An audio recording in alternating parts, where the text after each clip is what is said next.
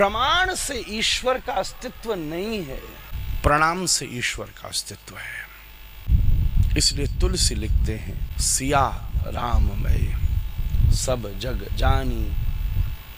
प्रमाण नहीं कह रहे, करहूं प्रणाम जो जुग पानी।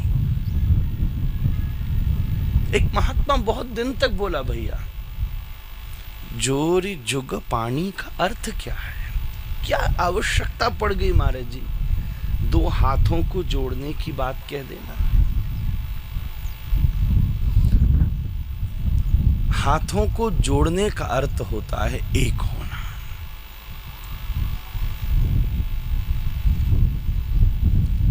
जब दो हाथ अलग अलग होते हैं तब दो होते हैं, और दो होने में एक हाथ दूसरे हाथ से प्रमाण मांगता है, एक हाथ दूसरे हाथ से प्रमाण मांगता है। पर जब दोनों हाथ जुड़ जाते हैं, जीव अपने अस्तित्व में रहता है, ब्रह्म अपने अस्तित्व में रहता है। पर जब दोनों एक ही पेड़ के पक्षी बनकर एक साथ प्रहलाद अपनी स्तुति में कह रहे हैं, तब हाथ जुड़ जाते हैं, तब प्रमाण नहीं होता, तब प्रणाम होता है।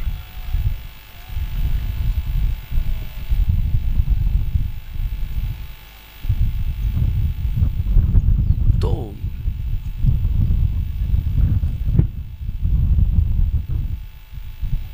तुलसी ने लिखा जानी, ये नहीं लिखा मानी। मानने में भी समस्या है, मानने में भी तुम हो, क्योंकि तुमने उसे अपने अनुसार माना है, तुमने उसे अपने अनुसार अनुभव किया है। इस गंगा के तट पर भांति भांति के लोग अपने अपने अनुसार, किसी के लिए ये ऋषिकेश वेंचर है, किसी के लिए एडवेंचर है। कोई वेंचर्स खोज रहा है, कोई एडवेंचर खोज रहा है।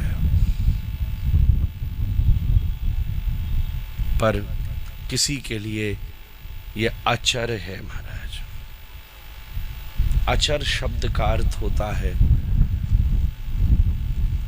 जिसे चरा नहीं जा सकता हो, अनलिमिटेड एंड बाउंडलेस।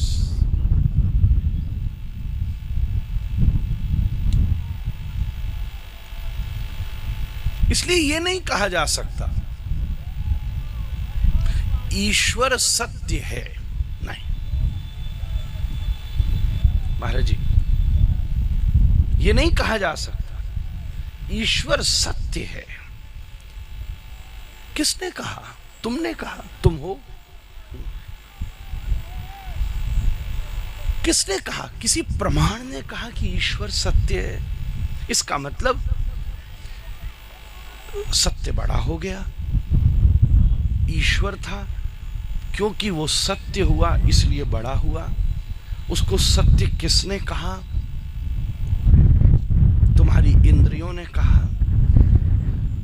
तुम्हारी इंद्रियों में से उसके सत्य का बोध तुम्हारे मन से हुआ, और तुम्हारे मन के भीतर भी तुम्हारा अहंकार खड़ा था। इसलिए ये शब्द शास्त्रीय नहीं है। ईश्वर सत्य है नहीं, सत्य ईश्वर है।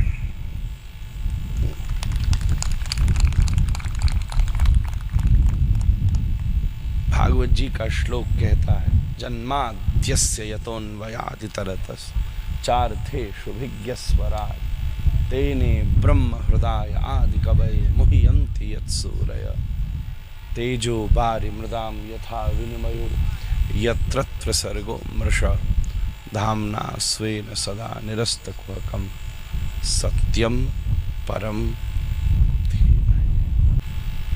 An absolute truth। सत्य ईश्वर है। प्रामाणिकता तब बोली जाती है जब कहा जाता है कि ईश्वर सत्य है, और प्रणाम तब होता है जब बोध होता है कि सत्य ही ईश्वर है। करहु प्रणाम सूर्य जुग पाणी।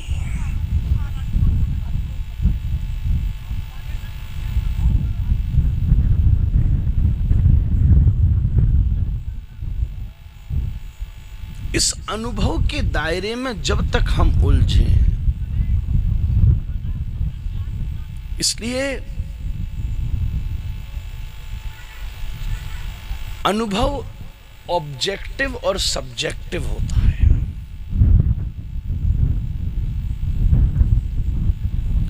There should be an object,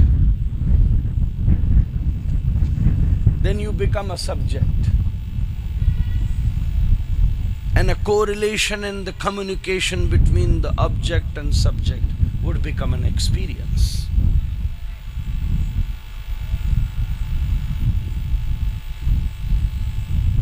इसलिए दृश्य और दृष्टा